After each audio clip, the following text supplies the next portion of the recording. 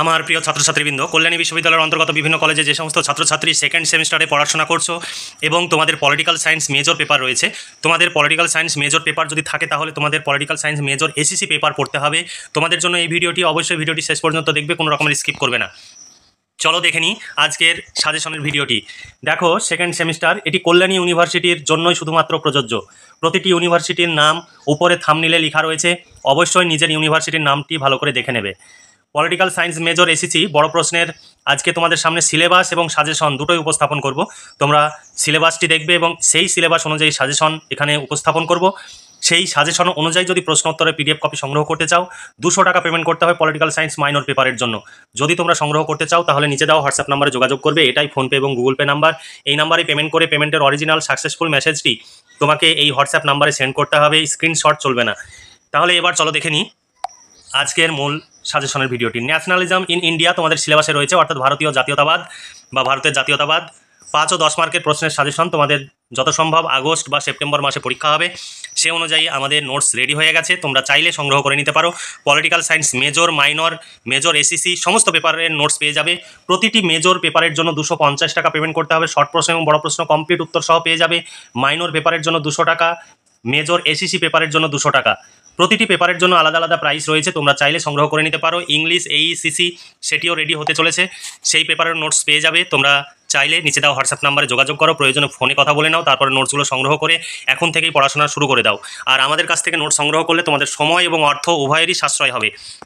চলো এবার দেখে নিই নতুন সিলেবাস 2023-এ তোমাদের এই সিলেবাসটি পাবলিশড হয়েছে। এই সিলেবাসে কী কী রয়েছে তোমাদের পলিটিক্যাল সায়েন্স এসিসি পেপারে সেটা দেখে নাও।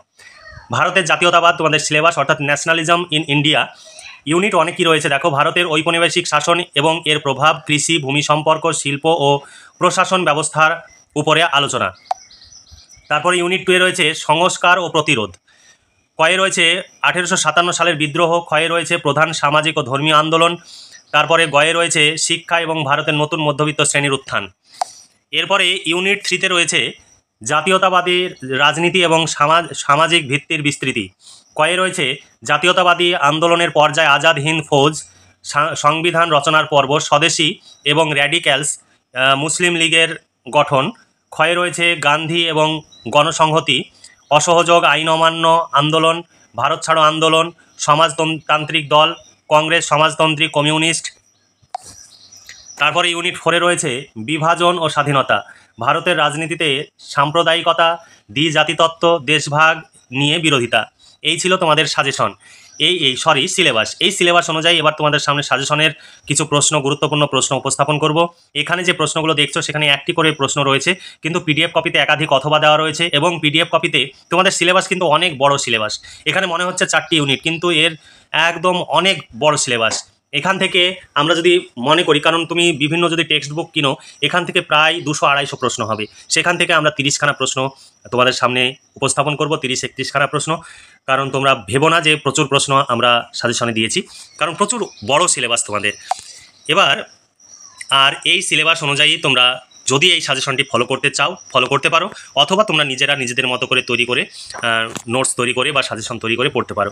আর এই সাজেশন অনুযায়ী যদি প্রশ্ন উত্তরে পিডিএফ কপি সংগ্রহ করতে চাও, ইচ্ছুক থাকো, তবে 200 টাকা পেমেন্ট করতে হবে। নিচে দেওয়া হোয়াটসঅ্যাপ নাম্বারে তোমরা যোগাযোগ করবে, প্রয়োজনে ফোনে কথা বলে নেবে, তারপরে সংগ্রহ করতে পারো। চলো এবার সাজেশনের প্রশ্নটি দেখে নিই। ইউনিট 1 থেকে তোমাদের প্রশ্ন। 1 নম্বর প্রশ্ন, ভারতীয় কৃষি ব্যবস্থার উপরে ঔপনিবেশিক শাসনের কিরূপ প্রভাব পড়েছিল সেই বিষয়ে একটি টিকা লেখো। 2 নম্বর প্রশ্ন, ভারতে ঔপনিবেশিক শাসনকালে কৃষক আন্দোলনগুলির কারণ ও ভূমিকা সম্পর্কে বিস্তারিত আলোচনা করো। 3 নম্বর প্রশ্ন, সম্পদের নির্গমন তত্ত্বটি সম্পর্কে তুমি কি জানো বা তুমি কিভাবে ব্যাখ্যা করবে। 4 নম্বর প্রশ্ন, ব্রিটিশ আমলে ভারতের শিল্পের উপর ঔপনিবেশিক শাসনের প্রভাব আলোচনা করো। এটা কিন্তু অনেকগুলো অথবা রয়েছে, তোমরা এখানে একটি প্রশ্ন দেখছো, কিন্তু অথবা প্রশ্ন পিডিএফ কপিতে অনেক রয়েছে। তাই এই প্রশ্নটি পরীক্ষায় না এসে আমাদের পিডিএফ কপিতে যে অথবা প্রশ্ন রয়েছে সেই অথবা প্রশ্ন পরীক্ষায় আসতে পারে। তাই তোমরা চাইলে আমাদের কাছ থেকে পিডিএফ কপি সংগ্রহ করলে তোমরা উপকৃত হবে, তোমাদের অর্থ এবং সময়ের সাশ্রয় হবে। তারপরে 5 নম্বর দেখো, চিরস্থায়ী বন্দোবস্তের উপরে একটি সংক্ষিপ্ত টিকা লেখো। ইউনিট 2-এ কি রয়েছে দেখো, সংস্কার ও প্রতিরোধ আন্দোলন থেকে তোমাদের প্রশ্ন। দেখো 6 নম্বরে রয়েছে ভারতের জাতীয়তাবাদের সংস্কার আন্দোলনের প্রভাব মূল্যায়ন করো। 7 নম্বর প্রশ্ন, ঔপনিবেশিক ভারতে কি কি কারণে মধ্যবিত্ত শ্রেণীর উদ্ভব ঘটে। তারপরে প্রশ্ন দেখো, ঔপনিবেশিক বাংলায় নয়া মধ্যবিত্ত শ্রেণীর চেতনার অভ্যুত্থানের বিষয়ে একটি সংক্ষিপ্ত মূল্যায়ন করো। তারপর 8 নম্বর প্রশ্ন, ভারতের সমাজ সংস্কারের সময়ে ধর্মীয় আন্দোলনের প্রকৃতি বিশ্লেষণ করো। 9 নম্বর প্রশ্ন, ঔপনিবেশিক ভারতের সামাজিক সংস্কার আন্দোলনের প্রধান উদ্দেশ্য সমূহ কী ছিল এবং তা কতখানি সাফল্য লাভ করেছিল। 10 নম্বর প্রশ্ন, ঔপনিবেশিক ভারতের প্রধান প্রশাসনিক সংস্কার সম্বন্ধে আলোচনা করো।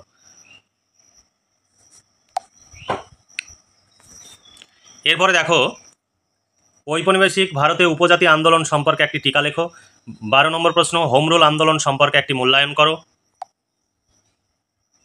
13 নম্বর প্রশ্ন, ভারতের ঔপনিবেশিক শাসনকালে কৃষক আন্দোলনগুলির কারণ ও ভূমিকা সম্পর্কে আলোচনা করো। সরি, এই প্রশ্নটি ডবল হয়ে গেছে। তারপরে দেখো 14 নম্বর প্রশ্ন, ভারতের সমাজ সংস্কারের ক্ষেত্রে স্বামী বিবেকানন্দের অবদান সম্পর্কে আলোচনা করো। 15 নম্বর প্রশ্ন, ভারতের সমাজ সংস্কার আন্দোলনে রাজা রামমোহন রায় ও ঈশ্বরচন্দ্র বিদ্যাসাগরের অবদান আলোচনা করো। এরপর ইউনিট 3 থেকে তোমাদের প্রশ্ন। 16 নম্বর প্রশ্ন, ব্রিটিশ শাসনকালে ভারতে চরমপন্থীগণ কী ধরনের আদর্শ ও কর্মপন্থা গ্রহণ করেছিল। 17 নম্বর প্রশ্ন, ঔপনিবেশিক শাসনকালে নরমপন্থী জাতীয়তাবাদের ভূমিকার মূল্যায়ন করো। 18 নম্বর প্রশ্ন, আইন অমান্য আন্দোলনের উপর একটি সংক্ষিপ্ত টিকা লেখো। স্বাধীনতা সংগ্রামে স্বদেশী আন্দোলনের অবদান পর্যালোচনা করো। স্বদেশী আন্দোলনের মুখ্য সীমাবদ্ধতাগুলি নির্দেশ করো। 20 নম্বর প্রশ্ন, ভারতের অসহযোগ আন্দোলনের কারণ ও ফলাফল আলোচনা করো। 21 নম্বর প্রশ্ন, অসহযোগ ও খিলাফত আন্দোলনে এম.কে. গান্ধীর ভূমিকা আলোচনা করো। 22 নম্বর প্রশ্ন, 1857 সালের মহাবিদ্রোহ কি ভারতের প্রথম স্বাধীনতা সংগ্রাম ছিল? উত্তরের সপক্ষে যুক্তি দাও।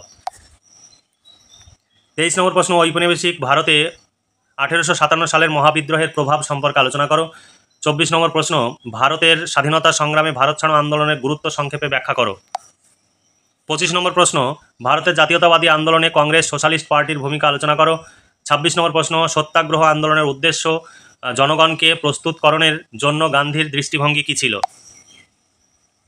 27 নম্বর প্রশ্ন, গান্ধী আরউইন চুক্তির প্রভাব কী ছিল। 28 নম্বর প্রশ্ন, ভারতের জাতীয় কংগ্রেসের ভূমিকা সম্পর্কে নাতিদীর্ঘ একটি প্রবন্ধ রচনা করো। এরপরে ইউনিট 4 থেকে তোমাদের প্রশ্ন। ইউনিট 4 থেকে প্রশ্ন দেখো, বিংশ শতকে ঔপনিবেশিক ভারতে গুরুত্বপূর্ণ সাংবিধানিক উন্নয়ন সম্পর্কে একটি আলোচনা করো। 30 নম্বর প্রশ্ন, যে পরিস্থিতি ও কারণে দ্বিজাতি তত্ত্বটি ঘোষিত হয়েছিল তা যথাযথভাবে নিরীক্ষণ করো। আর শেষ প্রশ্ন, ভারত বিভাজন কি বা ভারত বিভাগ কি অপরিহার্য ছিল? উত্তরের সপক্ষে যুক্তি দাও। এই ছিল তোমাদের সাজেশনের প্রশ্ন। এই সাজেশনের প্রশ্ন অনুযায়ী এখানে উত্তর রয়েছে। এটাই প্রশ্ন উত্তরের পিডিএফ কপি। তোমাদের সিলেবাস, সাজেশন এবং প্রশ্ন উত্তর সব একসঙ্গে তোমরা পেয়ে যাবে।